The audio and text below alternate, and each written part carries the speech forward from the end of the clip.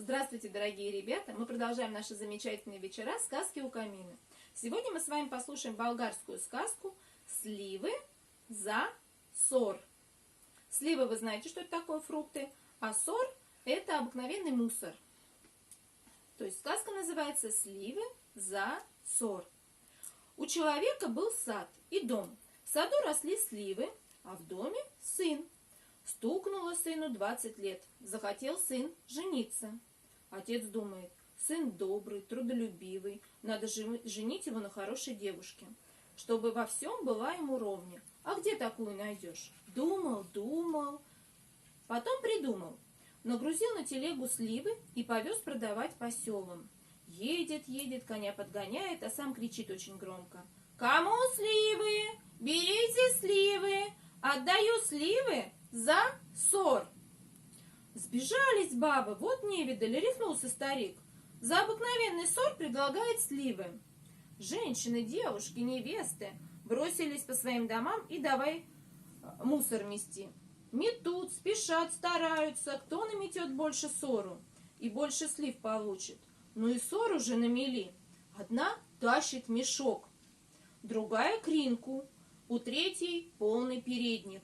Несут старику, одна перед другой хвалится. Гляди, кумушка, сколько сору я наскребла. Целый год его по углам топтали. Хорошо, что такой чудак приехал. Все ему за сливы отдам. Ой, а ты не смотри, что у меня мало. Еще столько же притащу. Чего другого, а сору у меня в доме хватает. Третья смеется. А мне год собирать всего не собрать. Сколько его набралось, сору-то. Мети, сколько сердце хочет. Смотри-ка, на скорую руку намела, а уже полный мешок. Пускай ребятишки сливами лакомятся. Собирал старик сор, да похваливал. Всех сливами отделил. Сам смеется, и бабы смеются. Все довольны, не могут нарадоваться. Полный воз сору набрал. Слив почти совсем не осталось. Тут идет к нему девушка. Молодая, красивая. И меньше всех сору собрала. Несет его в носовом платочке. «Эх, красавица!» — говорит старик. «Уж очень мало ты сору насобирала. Каких тебе еще слив за одну щепотку сора?» «Ой, дядя!» — девушка отвечает. «Не жалко мне для вас сору. Да негде взять. Нет его у меня. И это-то вот соседи дали за то, что помогала им подметать». Как услышал об этом старик, обрадовался.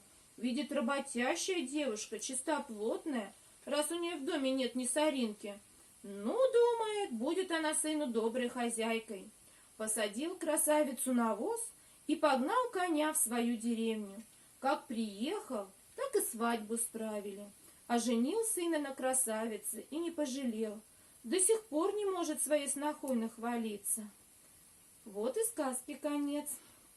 То есть, ребята, обязательно помогайте своим родителям, чтобы в доме у вас было чисто, уютно и хорошо. И будет все в жизни ладно.